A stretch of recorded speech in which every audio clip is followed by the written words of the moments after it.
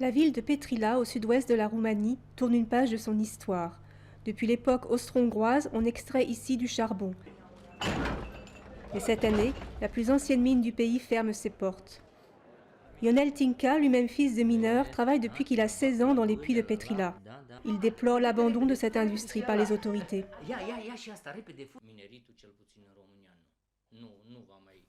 L'avenir du secteur minier en Roumanie est malheureusement sombre.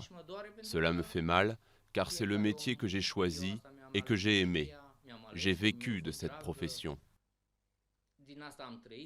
Spécialisé dans le forage et l'entretien des puits, un métier aussi rare que dangereux, Ionel devrait retrouver du travail dans une autre mine de la région. Une mine condamnée, elle aussi, à fermer dans 2 ans. La majorité de ses 300 collègues partiront quant à eux à la retraite ou seront licenciés.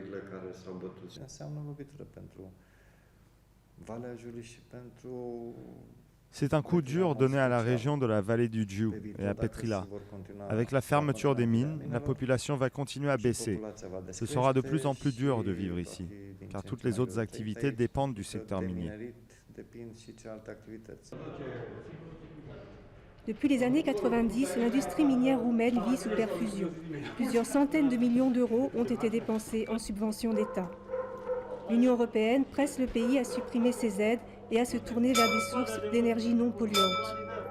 Pour contribuer à la lutte contre les réchauffements climatiques, la Roumanie s'est engagée à augmenter l'utilisation des énergies renouvelables pour atteindre presque un quart de sa consommation d'ici 2020. Pour sauver Petrila, l'artiste Ion Barbu défend la conservation par la culture. Il a appelé le gouvernement à préserver certains locaux de la mine pour y faire des musées.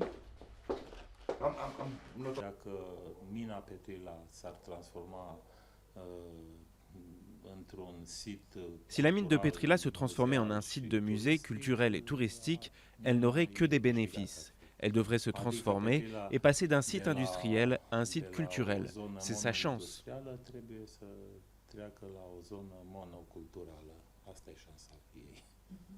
Il ne restera pourtant que peu de traces de l'ancienne mine, de ses bâtiments et de ses chariots. Après le 1er janvier, la plupart des équipements seront vendus au poids, à la ferraille.